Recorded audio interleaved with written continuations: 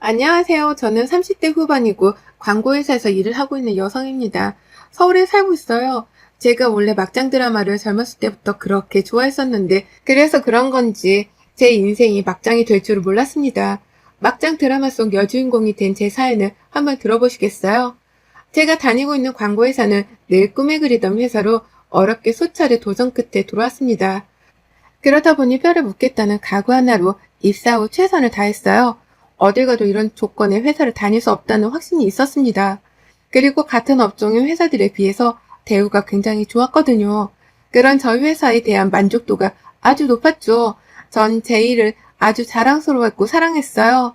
매사에 열정적이었고 열심히 했습니다. 그래서 그런지 상사들 눈에도 좋게 보이기 십상이었죠. 남편은 저희 회사 거래처 업체 직원이었습니다.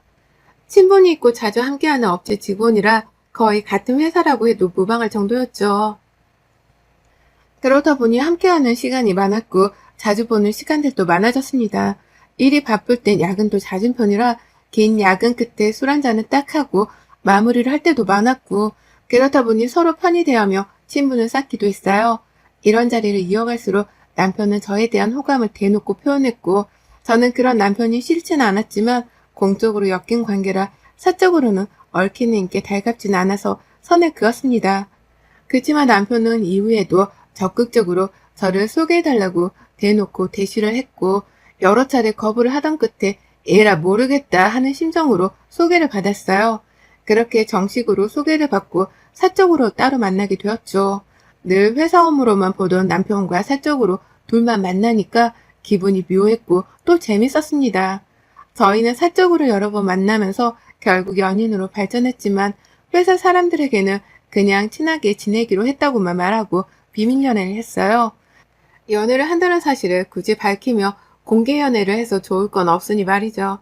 가끔은 회사 직원들이 너무 친해진 거 아니냐며 의심을 할 때도 있었지만 일 때문에 서로 날카롭게 투닥거리는 모습을 볼 때면 절대 사귀는 건 아닌 것 같다면서 오해한 거 맞는 것 같다고 말을 하기도 했습니다.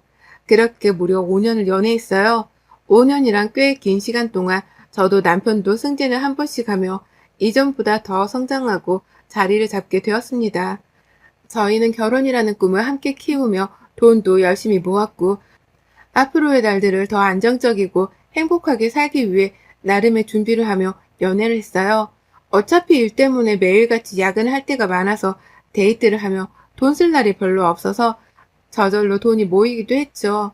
어느 정도 준비가 되었을 때 회사 사람들에게 사실은 연애 중이었다는 사실과 결혼을 할 거라는 사실을 밝혔고 모두 깜짝 놀라며 축하를 거하게 해줬습니다. 그렇게 많은 이들의 축하를 받으며 결혼까지 무사히 했어요. 조금 좋았던 건 다른 회사여도 거래업체라 내내 붙어서 야근할 때가 많다 보니까 함께 있는 시간이 많아서 야근을 해도 눈치가 안 보인다는 게 좋았습니다. 왜 그런 거 있잖아요. 연애든 결혼이든 제가 한 달 내내 풀 야근을 하며 상대에게 괜시리 미안해지는 그런 기분이 들 때가 있죠. 그치만 제가 풀 야근을 하면 반대로 남편 역시 풀 야근인 거고 늘 곁에 함께 있으니 저희는 상관없었습니다. 그리고 결혼 후에는 당당히 서로를 챙길 수도 있으니까 좋았어요. 저희 회사에서 남편의 평판이 굉장히 좋았습니다. 사실 제가 이 사람과 연애를 결심한 가장 큰 이유 중 하나이기도 하죠. 저희 회사 대표님이 굉장히 깐깐하고 예민하신 분이신데 남편과 대화를 나누면서 사람이 인성이 좋고 센스 있고 일머리가 있다며 똑소리 나는 저런 사람을 보낸 거 보면 저 회사가 어떤 회사인지 알 수 있는 거라며 남편을 보고 회사를 택한 케이스였거든요. 그리고 그에 실망시키지 않기 위해 남편은 내내 최선을 다했고 그 결과 몇 년째 계약 연장을 하며 이어오는 관계가 된 겁니다. 제 남편인데 저희 회사에서 평판이 좋고 좋은 말들이 돌며 듣는 제 입장에서는 기분이 얼마나 좋겠어요. 선남선녀가 결혼했다며 똑소리 나는 부부다. 일 잘하는 부부다. 라는 말들을 해주셨는데 이런 말들을 들을 때마다 기분이 너무 좋았습니다. 그래서 저희 부부 이미지에 해를 끼치지 않도록 더욱 노력하려고 하는 부분들도 있었어요. 그러던 중 몇 년째 남편이 담당자로 왔었는데 생판 모르는 직원이 온 겁니다. 순간 당황해서 남편에게 전화를 걸었는데 받지 않았죠. 저는 당황스러운 마음에 그 직원에게 물었습니다. 안녕하세요. 김 팀장님은 어디 계세요? 아, 이제 제가 올 거예요. 네? 저희 그런 얘기 전달 못 받았는데 갑자기 왜요? 아, 아마 조금 이따 설명해 주실 거예요. 뭔가 이유가 있나 보다 싶으면서도 대체 무슨 이유이길래 하루아침에 처음 보는 직원을 보냈을까 싶었습니다. 왜냐면 꽤나 중요한 작업을 하는 역할이기에 신입 직원을 보낼 리가 없거든요. 남편이 그 회사 직급이 팀장이었는데 팀장급과 주임 이렇게 두 직원이 함께 와서 회의하고 정해진 시간 내에 함께 일을 하곤 했었습니다. 그리고 이렇게 바뀌는 부분이 있었으면 분명 남편이 제게 말을 해줬을 텐데 이상하다 싶었죠. 그런데 어차피 곧 오실 주인님이 남편과도 친하지만 저랑도 오래 보셔서 엄청 친밀한 사이라 물어봐야겠다 싶어서 기다렸습니다. 근데 이날 주인님도 오지 않으셨고 우선은 오신 직원분과 함께 일을 시작했고 마무리까지 했어요. 일을 마무리할 때쯤 남편에게 전화가 왔고 전 다 끝낸 후 전화를 받아 자취주정을 물었습니다. 여보, 지금 어디야? 나 지금 집이지. 어? 아니, 이게 무슨 일이야? 주인님도 안 오시고 당신 대신에 신입 직원이 오고 상황 설명도 아무도 안 해주고 이거 너무 매너 없는 거 아닌가? 신입 직원은 아무것도 이해를 못해서 하나부터 열까지 우리가 다 알려주고 이해시키고 그렇게 일했어, 오늘. 아, 그게 내가 하는 일이 너무 많아져서 이제는 내가 그런 일까지 하나하나 챙길 수 없지 않겠냐고 하시더라고. 그래서 다른 직원이 해결하는 걸로 하자고 하셔서 그렇게 하기로 했는데 제대로 설명을 안 해줬나 보네. 미안. 너무 황당했습니다. 사실 이건 부부라서 이 정도로 얘기하는 거지 업체와 업체 간의 대화였다면 충분히 화가 날 상황이고 매너가 없는 행동이잖아요.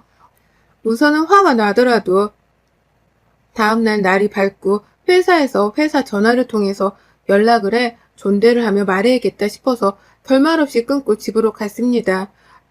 집에 가보니 남편은 이미 퇴근한 지가 꽤 오래된 듯한 모습으로 컴퓨터 앞에 앉아서 팬티바람으로 게임을 하고 있었어요. 남편이 가끔 게임을 취미로 즐기거든요. 중독 수준은 아니라서 별로 터치하고 있지는 않았습니다. 그저 야근도 없이 칼퇴를 해서 게임을 하고 있는 모습이 신기했을 뿐이었죠. 그런데 이상한 일이 생겼습니다. 남편은 이미지에 굉장히 신경을 많이 쓰는 사람이었어요. 아침밥은 먹지 않아도 머리부터 발끝까지 세팅을 쫙 하는 사람이었죠. 저 역시 머리도 하고 화장도 하고 옷도 신경 쓰는데 남편 역시도 머리 손질하는 시간이 꽤 길어서 저희는 화장대를 쓰는 시간이 겹치며 싸우기에 남편이 일어나서 씻고 머리를 하는 동안 제가 씻고 나와서 머리하고 화장하고 이런 순서로 준비를 했습니다. 심지어 다림질도 빳빳하게 서 구김 하나 없고 먼지 하나 용납하지 않을 정도로 출근룩에는 신경을 많이 쓰는 편이에요. 일상룩은 먼지가 있든 구겨져 있든 신경도 안 쓰는 편이고요. 그랬던 사람인데 저 사건이 있던 다음 날은 제가 일어났는데 아직 일어나지도 않고 머리도 하고 있지 않아 늦잠을 잔 줄 알고 놀란 마음에 빨리 일어나라고 흔들어 깨웠습니다. 그러자 남편은 안 씻고 양치랑 세수 안 할 거니까 먼저 씻으라고 했고 저는 있을 수 없는 일이기에 깜짝 놀라서 제 두기를 의심했어요. 몇 번을 되물었지만 그렇게 할 거라고 머리하기 귀찮다고 하는 남편의 말에 알겠다고는 했지만 깜짝 놀랐습니다. 결국 씻고 나와 준비를 하는데 그때서야 일어나서 대충 세수와 양치만 하고 대충대충 옷도 입고 부지런도 안 떠는 모습에 놀랐어요. 누구보다 빨리 출근해서 아침에 이것저것 준비를 하는 게 좋다던 남편이었지만 준비를 다 하고 다시 소파에 누워서 핸드폰 게임을 하는 모습에 놀랐습니다. 그래서 결국 한마디 했어요. 당신 오늘 왜 그래? 무슨 일 있는 거야? 평소랑 너무 다른데? 내가 뭐가 달라? 아니 그렇잖아. 부지런도 안 떨고 왜 오늘 출근하기가 너무 싫어? 아니야 그런 거 그냥 나도 이제 짬도 차고 했는데 대충대충 좀 하고 살려고. 그렇게 힘들게 부지런 떨고 가꾼다고 알아주는 것도 아닌데 뭐 안 그래? 아무튼 얼른 가 먼저. 난 조금 더 있다가도 안 늦어. 심지어 남편은 지각할 수도 있는 시간에 걸쳤는데도 먼저 나가라며 누워있었고 결국 저는 출근을 해야 하기에 먼저 나왔습니다. 출근을 하면서도 하루아침에 달라진 남편의 모습이 신기하고 이상했어요. 그러면서 한편으로는 너무 지쳐서 그런가 싶어서 바쁜 시즌 좀 보내고 나면 데리고 근교로 바람이라도 쐬러 다녀와야겠다 싶었습니다. 늘 남편을 회사에서 볼 수 있어서 좋았는데 이제는 남편을 볼 수 없으니 약간 아쉬운 마음이 들기도 했어요. 아쉬운 마음을 뒤로하고 서둘러 일을 처리하고 한시라도 빨리 퇴근하고 집에 가려고 더 열정적으로 빨리 일을 했습니다. 남편과 함께 야근할 때는 천천히 여유롭게 했다면 남편이 없는 상황에서는 어떻게든 빨리 서둘러서 한시라도 빨리 집에 가려고 애를 쓰는 제 모습이 보였어요. 그런데 이후에도 이상한 점이 한두 개가 아니었습니다. 집안 살림을 제가 하기에 눈에 보이는 것들이 있는데 아침에 두고 간 것들과 다르게 놓여진 것들이 한두 개가 아니었고 심지어는 냉장고에 넣어둔 반찬통의 위치들도 다 제각각으로 달라져 있었죠. 섬뜩하면서도 이유가 뭐지 싶었습니다. 결정적인 건 쓰레기통을 비우면서 보니까 분명 아침에 없던 쓰레기들인데 그새 잔뜩 쌓여있기도 했어요. 집중해서 하나씩 이상한 것들을 찾기 시작하니 끝도 없이 쏟아졌습니다. 남편이 분명 달라졌고 저에게 뭔가를 숨기는 듯 했는데 대놓고 물어보면 절대 말을 해줄 것 같지는 않았어요. 그래서 그 이유를 어느 정도는 감을 잡아야 했습니다. 그러던 중 시댁에 가야 하는 일이 있어서 홀로 다녀왔어요.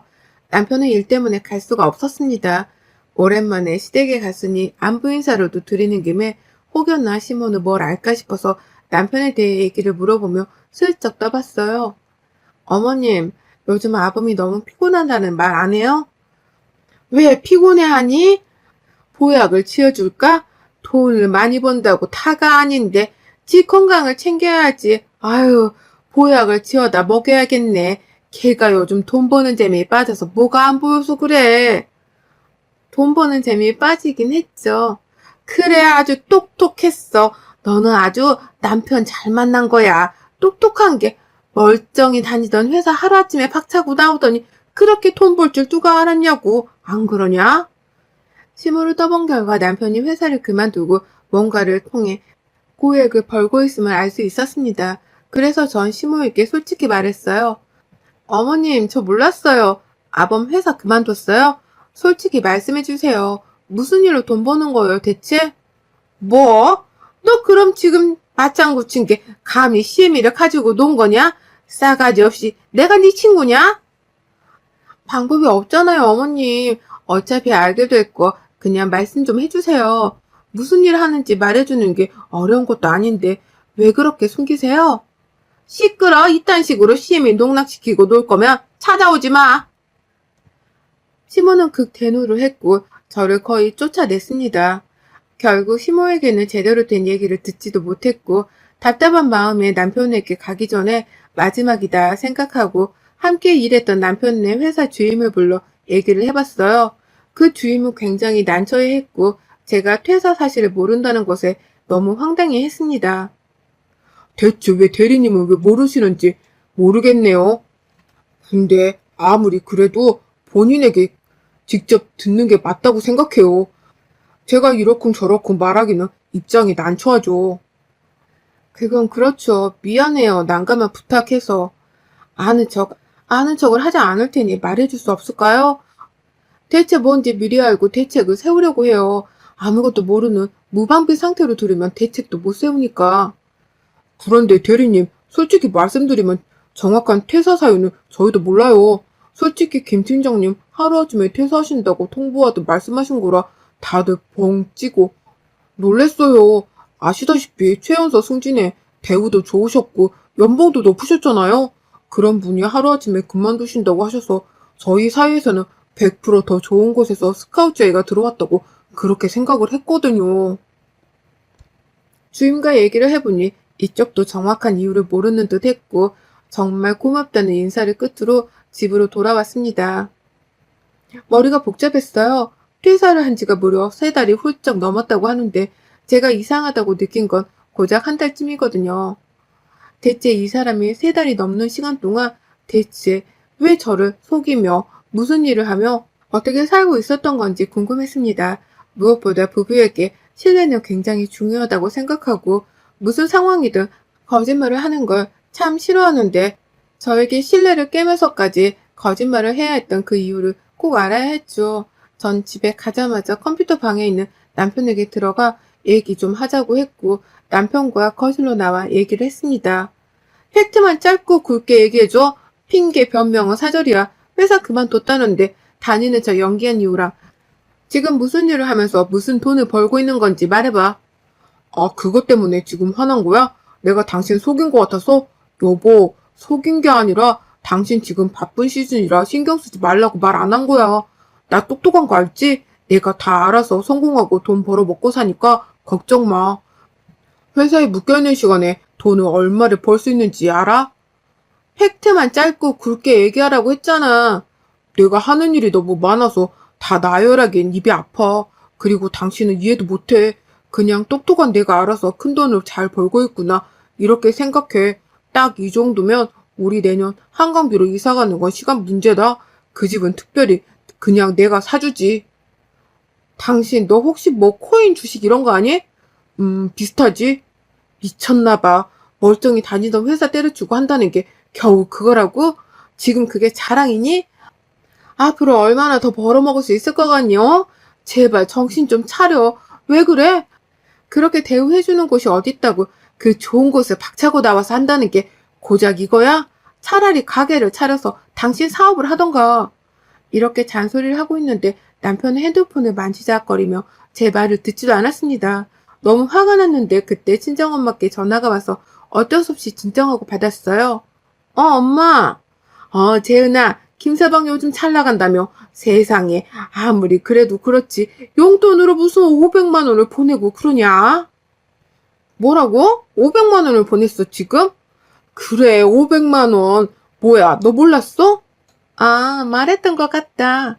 자주 못 와서 미안하다고. 꼭 맛있는 거 많이 드시고 건강하셔야 한다고 넉넉히 쓰시라고 주더라. 세상에 이런 사이가 어딨냐. 50만 원도 고마울 판에. 남편은 뭔가 압박을 하듯 저희 친정엄마께 대화 도중에 500만 원을 용돈이라고 송금했고 카톡으로 일하고 있어 통화는 못해 카톡을 보낸다며 능청스럽게 긴 장문의 카톡을 남기며 용돈을 보냈습니다. 그러면 저에게 전화를 하길 유도하듯 오랜만에 집사람과도 통화 한 통 하며 모녀지가 따뜻한 시간 보내시라고 하는 거예요. 참 야근 사람이구나를 이때 느꼈습니다. 처음에는 단순히 저에게 거짓말하는 게 너무 화가 났는데 이날 대화를 하면서 생각보다 너무하는 행동이 못된 사람이라는 게 느껴져서 충격적이었어요.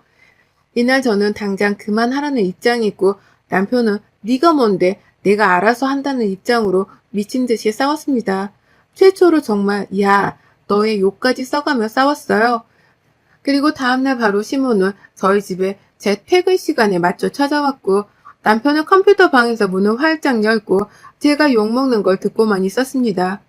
야, 너 내가 경고했지? 아무렴 네 태가리가 똑똑하겠냐? 우리 아들 머리가 똑똑하겠냐? 위에 탈렸다고 다 똑같은 머리인 줄 알아? 넌 태가리, 우리 아들은 머리야. 무슨 차이인 줄 알겠어? 제발 입 닥치고 가만히나 있어. 그래야 콩고물이라도 쳐받아 먹지. 어머님, 아닌 건 아닌 거예요. 물론 돈 많이 딸 수야 있겠죠. 그런데 반대로 잃을 수 있다는 생각을 왜 못하세요? 그러다 손해액이 감당할 수 없을 정도면 어쩌려고 그러시는데요, 대체. 2년이 끝까지 저주를 퍼붓네? 너 처맞고 싶어? 옛날 성격 나오게 하네, 진짜. 교양 있게 좀 살아보려고 했더니, 아오씨, 우리 호준이는 어려서부터 톡소리 나던 영재였어, 영재. 걔가 하는 거면 뭐든 다 성공이었다고. 그니까 제발 냅두라고. 돈 투자를 많이 해야 많이 따서 내가 5천을 투자해줬는데 하루에 1,000씩 주더라. 이거 보면 모르겠어? 좋으시겠네요. 알아서들 하세요. 시문을 뺨을 치려고 손까지 확 올렸다가 치지는 않고 내렸어요. 이쯤 되니까 뭔가 빠른 손절이 필요할 것 같았습니다. 왠지 단순히 코인과 주식을 하는 것 같지 않았어요. 만약 코인과 주식을 하는 거라면 왜 저렇게까지 필사적으로 숨기고 보여주지도 않겠습니까? 결국 전 이 사람이 뭘 하는지 알아내고 싶은 마음에 잠들었을 때 핸드폰도 뒤지고 컴퓨터도 몰래 뒤지고 검색 기록도 보고 다 해본 결과 도박을 하고 있다는 거 알아냈습니다. 그리고 주식에 코인도 하고 있는 건 사실이었어요. 한마디로 할 수 있는 건 다 하고 있었고 미친 거죠. 도박은 손을 잘라도 하는 게 도박이라고 했기에 절대 희망이란 건 없다고 판단을 했고 무엇보다 애미인 시모가 저렇게 나서서 부채질을 해주는 상황이라 제가 하루빨리 이 상황에서 나오는 게 답이라고 생각해서 위원을 요구했습니다. 너무 갑작스럽게 이혼을 요구했고 시모에게 쌍욕을 먹었고 남편 역시 고맙다고 하더군요. 부부라는 이유로 본인이 딴 돈 엄한 너한테 갈까 빡쳤는데 알아서 떠나줘서 너무 고맙다고 했습니다. 그렇게 이혼 후 전 저만의 삶을 되찾고 평범하게 살고 있었어요. 이혼하고 1년 조금 안 된 시점에 장문의 카톡이 왔고 남편 이름과 내용은 남편이 현재 도박에 미쳐서 지인들에게 돈을 빌리고 잠수 타고 있다고 절대 돈 빌려주지 말라는 카톡이었습니다. 이게 회사 동료들에게까지 퍼진 거죠. 심지어 빚이 쌓이다 못해 불법적인 일을 하다 연루가 되어 해외로 나가 숨어 산다는 얘기까지 돌고 있고 수배 중이라는 얘기도 돌고 있는데 자세히 알아보지는 않았어요. 저랑 이제 관련이 없는 사람이니 알아볼 필요도 없잖아요. 무슨 인생을 살든 제 알 바 아니고 다 필요 없이 진짜 고민 없이 바로 이혼하길 참 잘했다 싶습니다. 제가 만약 저때 조금만 더 상황을 지켜보기라도 했으면 큰일 날 뻔했던 게 이혼 준비 중에 돈을 확 잃어서 난리도 아니었거든요. 집 다 부수고 시모에게까지 울며 전화 오고 막 그랬는데 만약 그때 제가 함께 살던 중이면 제가 맞았을지 돈을 강제로 뜯겼을지 어떻게 알겠습니까? 딱 한 번이라도 엇나가다 제 말을 듣고 정신을 차렸다면 정상적으로 살 수 있었을 텐데 안타까울 따름이랍니다. 여러분의 생각은 댓글로 남겨주세요. 오늘 또 시청해주셔서 정말 감사합니다.